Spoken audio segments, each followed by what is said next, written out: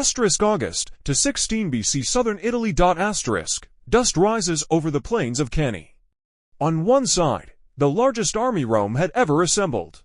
On the other, Hannibal Barca, the Carthaginian general who crossed the Alps with elephants and a plan. By nightfall, nearly 70,000 Romans would lie dead, crushed, suffocated, and slaughtered in one of the most perfect military ambushes in history. This is the story of genius versus arrogance. Of a nation brought to its knees, not by numbers, but by strategy. Welcome to the Battle of Cannae.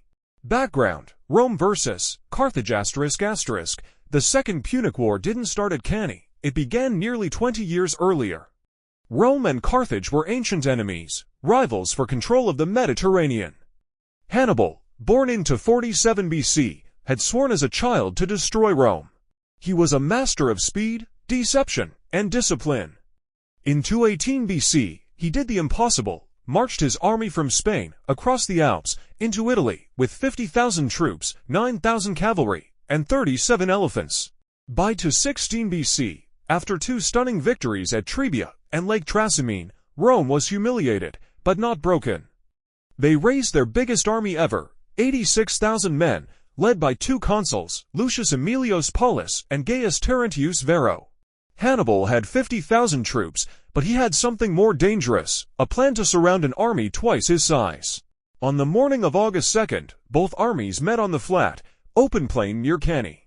Rome's strength was brute force, tight infantry lines, meant to crush everything in front. Hannibal arranged his army in a crescent shape, weaker troops in the center, veteran Africans on the flanks, and cavalry on the wings. It looked like a mistake. It wasn't. As the Roman army surged forward into the center, Hannibal's line slowly bent inward, but didn't break. Meanwhile, his cavalry smashed the Roman horsemen, then swept around the rear. The jaws of the trap began to close. By midday, the Roman center was surrounded, front, flanks, and back. It was chaos. There was no room to fight, no room to flee. Men were trampled, suffocated, butchered, blood and dust turned the field into hell.